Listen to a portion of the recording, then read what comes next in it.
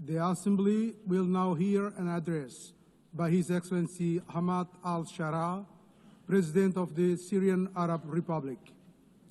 I request protocol to escort His Excellency and invite him to address the Assembly.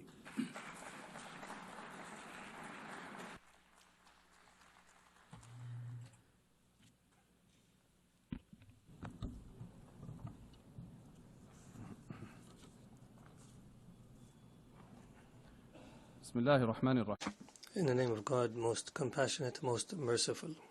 The Syrian story is filled with emotions, and it mixes pain with hope. The Syrian story is a story of struggle between good and evil, and between the weak right cause that has no supporter except God. Our story is one of the lessons of history, and it is an embodiment of noble human meanings and values in this eternal struggle between good and evil. We find the Syrian story that tells a new chapter of the struggle, one filled with creativity and determination and patience and torture and pain and sacrifice and clinging on to noble customs and values and hard work and relying on God. All these are tools for truth against injustice and falsehood. Your Excellencies, Mr. Secretary General, Madam President of the General Assembly, Your Excellencies, may the peace of God be upon you. I come to you from Damascus, the capital of history and the cradle of civilizations, a beautiful country that has taught the world the meaning of civilization and the value of human beings and coexistence, to be a beacon for the world. Syria, however, for 60 years fell under a repressive rule that disregarded the value of the territory it ruled over. For long years, we've suffered injustice and deprivation and oppression. Then we rose in claiming our dignity. The previous regime has used the worst kind of torture against our people, chemical weapons and bombardment and torture in prison and displacement and sectarian strife, and used drugs against our people and the world.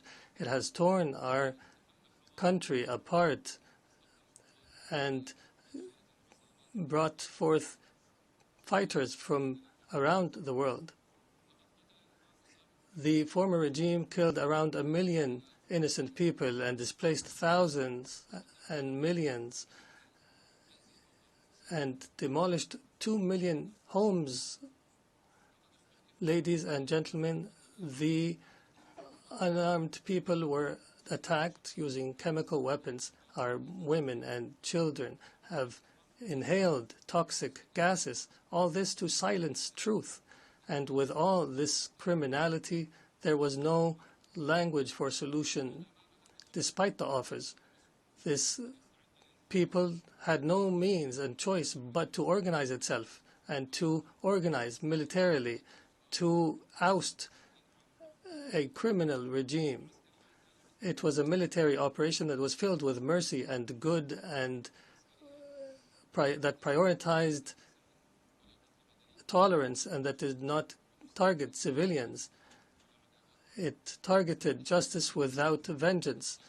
We restored our right and we became victorious for sake of our grievances.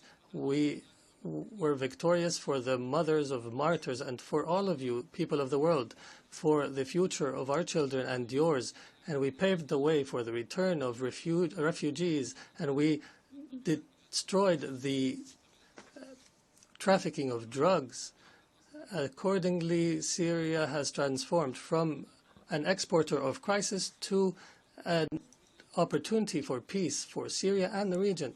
Ladies and gentlemen, this unique Syrian achievement and the solidarity between our peoples have led us to try to uproot sectarianism and to fight against attempts to divide our country once again. But the Syrian people are aware enough to understand and to resist, we formed commissions for fact-finding and granted access to UN fact-finding missions. I guarantee to bring to justice everyone accountable and responsible for bloodshed. And in this context, Israeli strikes and attacks against my country continue, and Israeli policies contradict the international supporting position for Syria, which threatens new crises and struggles in our region. For this purpose, and in face of this aggression, Syria is committed to dialogue, and we're committed to the disengagement of forces agreement of 1974, and we call on the international community to stand beside us in the face of these attacks. Ladies and gentlemen, from the very moment the former regime fell, we set out a clear strategic policy built upon three pillars: balanced diplomacy, security, stability, and economic development. We filled the power vacuum, called for an inclusive national dialogue, and announced a government of competence. We strengthened the principle of participation and established a national commission for transitional justice and another for the missing, ensuring justice and fairness. We are now proceeding toward electing representatives of the people in the Legislative Council. We restructured civil and military institutions, dissolving all previous formations. Through intensive diplomatic activity, Syria restored its international relations and forged regional and global partnerships and achieved the gradual lifting of most sanctions, and we call now for the complete lifting of sanctions so that they no longer shackle the Syrian people. Investment laws have been amended, and major regional and international companies have already begun entering the Syrian market, contributing through investment and reconstruction. Syria today is rebuilding itself through establishing a new state, building institutions and laws that guarantee the rights of all without exception. A land of ancient civilization and culture deserves to be a state of law, protecting everyone, safeguarding rights, guaranteeing freedoms, and fostering life to flourish while turning the page of a wretched past. We are determined to restore Syria's glory, dignity, and honor. And in continuation of the Syrian story, I declare before you today the triumph of truth over falsehood. Truth has come and falsehood has perished. Syria is reclaiming its rightful place among the nations of the world. This announcement is the echo of a great people's will, a people who forged glory throughout the ages, who rose again from beneath the rubble to restore their rights and freedom and dignity. On behalf of the Syrian people, I extend gratitude to everyone who stood by the Syrian cause, who aided Syrians in their tragedy, and who welcomed them in their countries, and to all nations and peoples who rejoiced in the victory of the Syrian people's will. And I particularly thank Turkey, Qatar, the Kingdom of Saudi Arabia, and all Arab and Islamic states, the United States of America, and the European Union. And before I conclude, let me affirm, the suffering Syria endured, we wish upon no one. We are among the peoples most deeply aware of the horrors of war and destruction. For this reason, we stand firmly with the people of Gaza.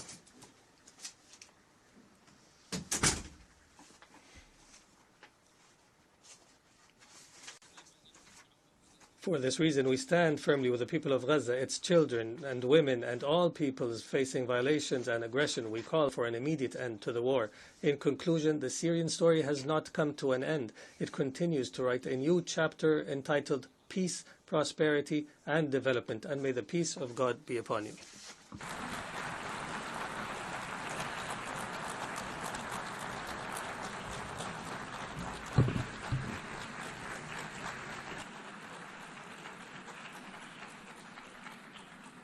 On behalf of the Assembly, I wish to thank the President of the Syrian Arab Republic.